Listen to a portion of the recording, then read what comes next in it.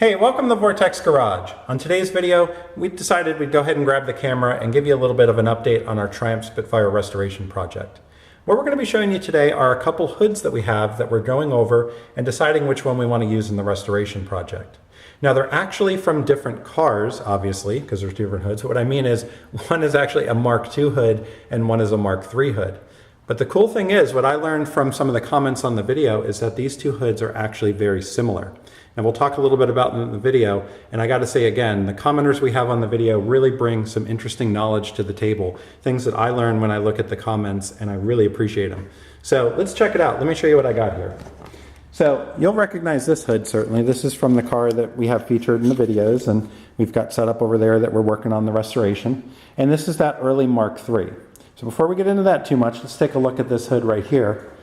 This is from a Mark II Spitfire, which unfortunately was kind of a car that was a mishmash of different parts. It was no longer original, and the body tub was just completely rotted out and far gone. So we've been, we were able to get some parts off of it. That's where we got that second engine we talked about. And you can definitely see some of our older videos where we talked about that car. But anyway, on this particular one, the big feature you'll find on the Mark II Spitfire is it has, the round lights. Obviously the bumper sits lower. And but other than that, it sort of has this grille shape and look to the hood. Now the thing that I learned about the Mark III hood, let's go back over to it, is that the early Mark IIIs actually used leftover Mark II hoods. And until that stock ran out, that's what you'd find on the very early models. And someone pointed out in the video that we had an early model Mark III. And one of the ways you can tell that is the light binnacle here, which is sort of adapted onto the hood. So if you look at the profile of this hood with all the bumper and everything removed, remember the Mark IIIs have the higher bumper, where they were starting to meet those crash standards when they in the US, so they had to raise the bumper. But if you kind of take away all that and look at the front profile of this hood, it really starts to match that Mark II hood over there. And that's what's really interesting. So this is actually an early model Mark III, and this hood is very similar. So what we'll do on this video, we're going to show you how to go ahead and remove the headlight bucket, the Mark III binnacle right there, and then when we do that, I'm expecting, and I haven't done it yet, but I'm expecting that we'll be able to see a very similar setup, that binnacle is actually covering these round holes right here. All right, so what we're going to do is just sort of talk really quick about how you remove the headlight bucket and then how you go ahead and take this binnacle off. Now the headlight bucket itself, we've already got it loose and took it off before I got the camera brought over. I was a little too excited, I guess. And simply 3 Phillips head screws. There's one here, there's one on the bottom, and then there's one on this side right here. So they actually came out pretty easy, which is good considering some of the rust on the bottom of the hood here and the headlight bucket. But once you have that, it basically pops right out. Of course, you do have your wiring that you'll have to take care of. We can crawl underneath and take a look at that. But for now, I'm just going to set this out of the way. Move our light assembly here. So this looks like it's just some flat head screws. So I'm assuming we just take this whole light assembly out, and then we'll have to figure out how the binnacle is actually attached. And we'll just sort of figure that as we go along. I think we had a commenter who was asking about removing these too and said that there were some bolts behind them. And I didn't have time to pull that comment up again, but again, testament to the great comments we've had on these videos, and there's such a great enthusiast community out there. It's a lot of fun. So, all right, what do we got? Okay, so we got a little bit of a gasket here. I can probably leave that. No, we'll take it off. There it goes. All right. And of course, we got some bulbs in there. You know me, I'm going to be curious how original those bulbs are. Look at how dusty that one is. All right, I see some more flathead screws here, so hopefully these aren't in too tight either. This one looks a little bit rustier, kind of similar to this. Looks like it's had some water pooling in this side. Okay. Oh, that was pretty easy, considering how rusty it is. All right, got that. Well, this ain't so bad so far.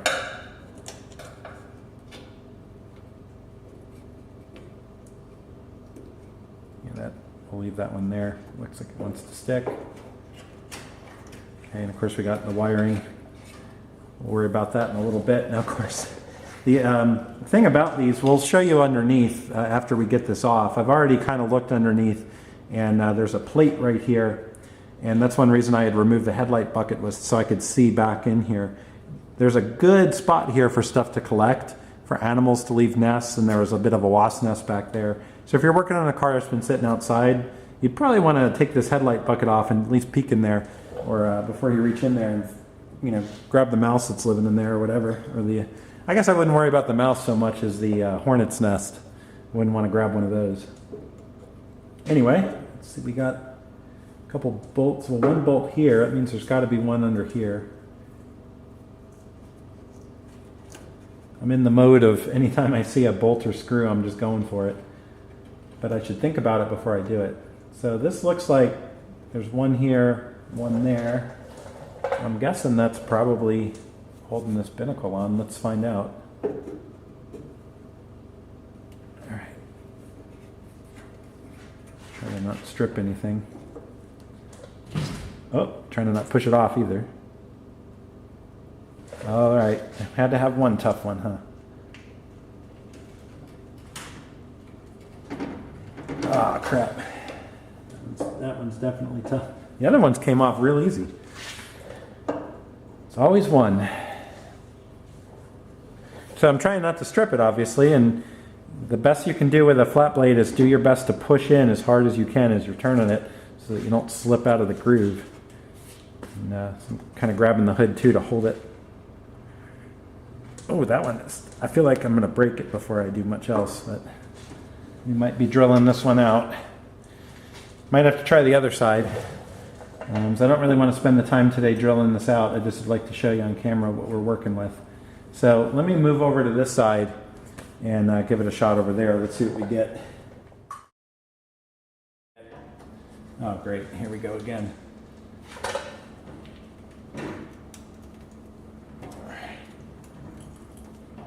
Oh, crap. Man. Let's see if this one will... Wow, that's a bolt head, actually. And that's not even really on there very good. All right. So it looks like the prior owner maybe had a little bit of something to say with this one. It looks like it's got a bit of a hex head there. This one is stuck like the other one. So what I'm going to do, I'll get one of these two off if I have to, or I'll drill it out. And we'll rejoin on the camera when we are ready to pull this off and we can see what's underneath. All right, so we did have to come in and drill that one out. We were able to drill the head off of it. And this one stopped turning when it was almost all the way out. So we went ahead and just chopped the head off that one as well. And we'll have to extract those. But for right now, that should do it. We should be able to pull this away and see what we have behind it. All right. All right, so we've grabbed the other camera so we can give you a bit of a better view of what we're dealing with here. So again, here is the actual binnacle piece that we took off. And you can see this is actually a cast piece, which is pretty interesting. This I thought was just a stamped, sheet metal piece, but it's actually a cast. I'm guessing it might even be aluminum because it's actually fairly light. So that's kind of interesting in itself right there, how they did that. You can definitely see here how this is a Mark II hood. Here's the round holes where the lights would be, but they've cut out this section right here so they could install the rectangular lamp, and then of course slid in these little clips right here so they could put these screws in. So all that holds this binnacle on, it looks like, is 2 screws. And again, you've got your cutout here and your spot where the round lights would have been, so the binnacle pretty much covers that entire thing. So that is real interesting, and I'm real appreciative of that comment that folks have left. A couple different people have mentioned that. So there you can kind of see inside some of the bits and pieces that sort of get left there because there's a bit of a shelf. All right, so just one more quick look at those, and then let's go walk right over and take a look at this Mark II hood. And you can see what it would look like normally. You can see this is where they would have done a cut so you could fit that rectangular piece and then covered this entire piece with the binnacle. So that is pretty interesting. All right, so this is our Mark II hood here. Now the next thing we're going to talk about Obviously, well, first off is the grille. Pretty easy. Just has some screws that go in the back. So to remove the grille insert, you just got to come up underneath, and we'll show you that on the Mark III hood. But some differences between the hoods. So they are very similar. Obviously, it's the clamshell is a Mark II clamshell on those early Mark IIIs, but you do have your support different here. So here's the hinge assembly here. The big thing you're missing, you don't have the bumper support here because the bumper's lower on the Mark II. I personally think it looks a lot better. So you can see the difference here where you would have your hinge mount. This piece actually doesn't rotate like that one does. It mounts differently. And it still hinges at a very similar area, but then you've got this area here, which is, it looks like it's dented or bent, but this is actually the shape that round bumper would have as it wrapped around the hood. So this is where the bumper height would be on the Mark III. Again, the grille inserts, we'll kind of climb underneath really quick. So here's the view from behind. So you can kind of get an idea how they have the supports, how those bolt on. You can see how the wiring goes. And then of course here you've got some of the screws that hold those two grille inserts on. And it's not a single piece, there are two of them. And these are definitely different than on the Mark II. The Mark II hood that we had over there had the grille inserts. They didn't really have these kind of square pieces. They were, I think, a little bit more open, and they had a little bit more slat definition to them, I guess, if that's a term. But we can kind of take a look at this hood underneath and get a good idea what we're working with. We saw a lot of this when we just lifted the hood on the car. But that's kind of the next thing that we'll talk about, is how we're taking a look at both of these hoods and trying to decide, you know, if they're very similar, if you've got the same clamshell, which clamshell's in better shape, and how can you tell if you've got two pieces that you're working with, or maybe you're shopping for a car, or even just parts of the swap meet. So that's what we got this little welding magnet for. So with our magnet, we can kind of go along and get an idea of what we think is underneath the paintwork, or whatever paint's left on these hoods, and sort of get an idea of what we're working with. And this is a handy little tool. You don't have to take a welding magnet, any magnet. If you're looking at a car, you're looking in a swap meet, it's a trick you've always heard about, but it does work. So good example. We can set this magnet and we know that we're in good shape, but when I put it here, it does not want to stick at all. And this is a pretty common, you know, crash area. It's the first part of the vehicle that's going to hit something. And we can sort of come up underneath. That magnet's going to hold, but right here, it's having some issues. So we might have some bondo right here. You can also use another tried and true method.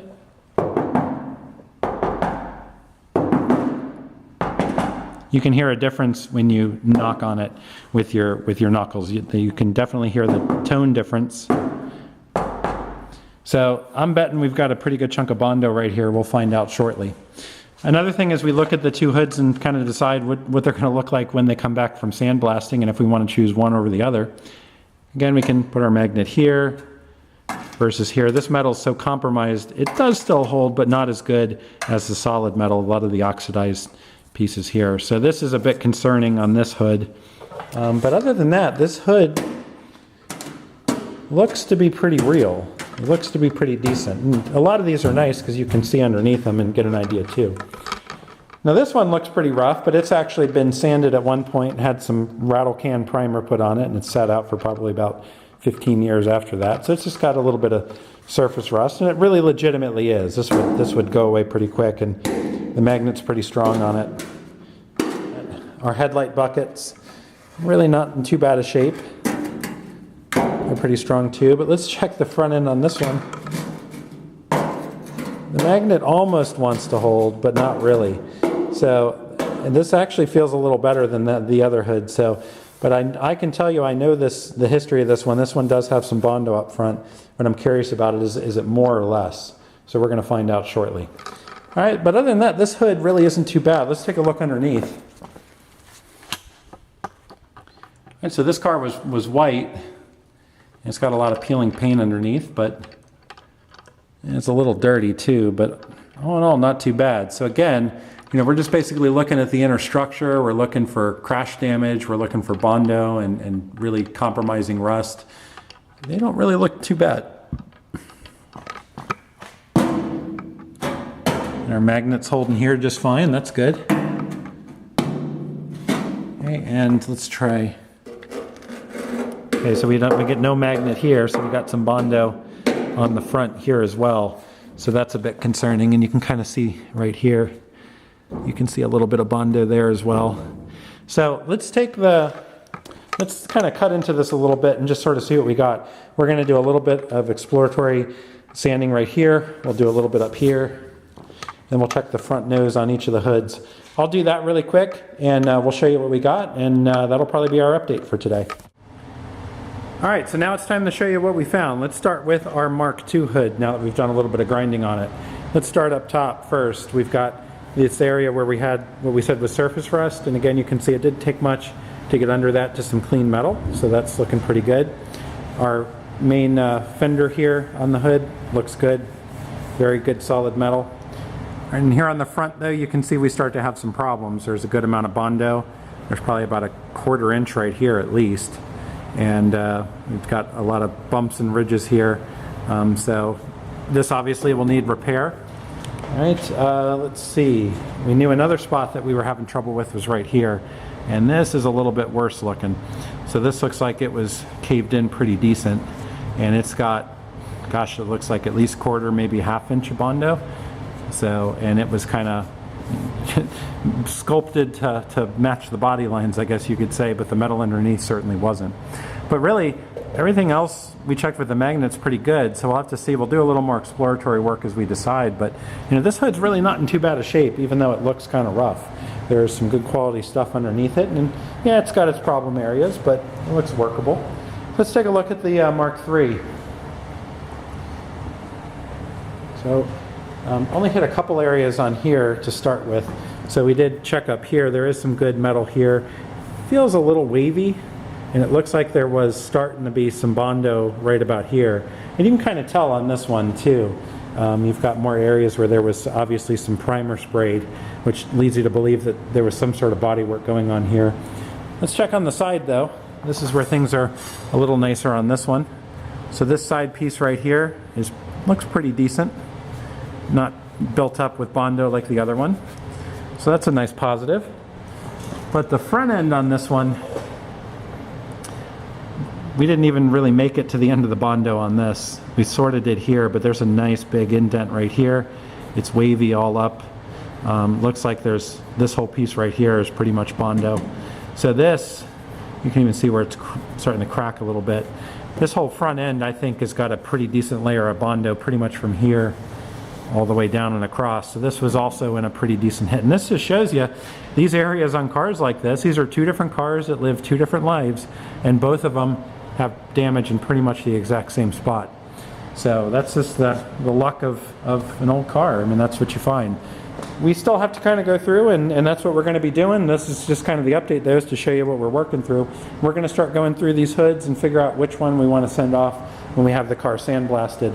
And I can't say I'm leaning on either one of them right now. I want to still do a little more work. We're probably going to cut them a little more with the grinder. Just check all the different areas and kind of get an idea of which one we think's in better shape.